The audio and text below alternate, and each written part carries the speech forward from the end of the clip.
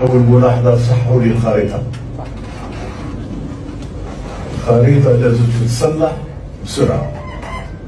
راكم في الجزائر وموقف الجزائر انتم تعرفوه مقابل ما بين المغرب والصحراء. طبعا الصحراء غربية rapidement.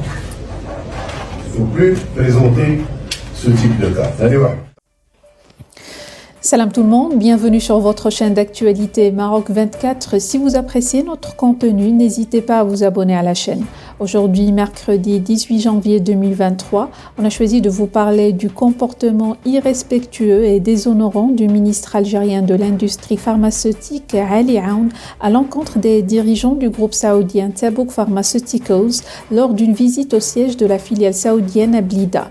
Le ministre algérien a adversé son fiel sur eux au motif qu'ils ont présenté une carte du Maroc incluant son Sahara. Plus de détails dans cette revue de presse tirée d'un article publié sur le 360 du journaliste Karim Ziden. Le ministre de l'Industrie pharmaceutique algérien a encore fait des siennes.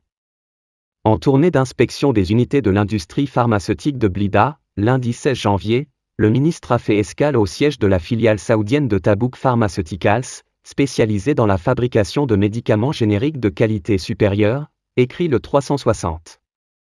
Et face aux responsables de la filiale saoudienne en Algérie, il a tenu un discours très discourtois et maladroit. Il a sèchement ordonné aux dirigeants du groupe Tabouk de changer la carte du Maroc en amputant le royaume de son Sahara. Ce que le ministre ne devrait pas oublier, c'est que le groupe saoudien Tabouk Pharmaceuticals ne fait que suivre la position officielle de l'Arabie saoudite qui reconnaît la marocanité du Sahara. Position que le royaume saoudien n'a cessé de réitérer à toutes les occasions, souligne le 360.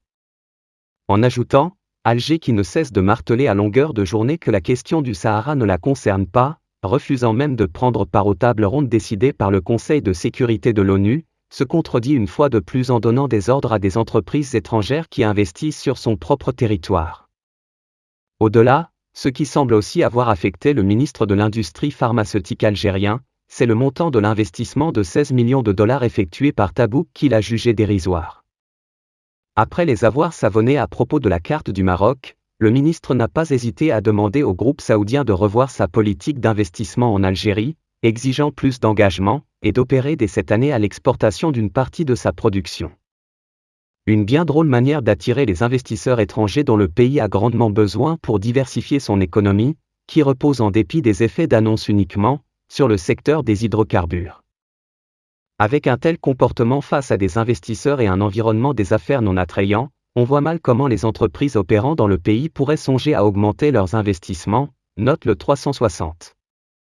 Seulement, ce qui compte pour le ministre Aoun, un ministre atypique, qui a été auparavant accusé de corruption et associé au scandale de la banque Khalifa, et condamné à une peine de prison avant de bénéficier d'un acquittement, c'est de plaire au régime politico-militaire qui dirige le pays. Et à ce titre, il n'y a pas mieux que de créer le buzz sur le Sahara marocain, conclut le 360. Pour rester informé, je vous invite à regarder les vidéos Maroc 24 qui s'affichent sur votre écran.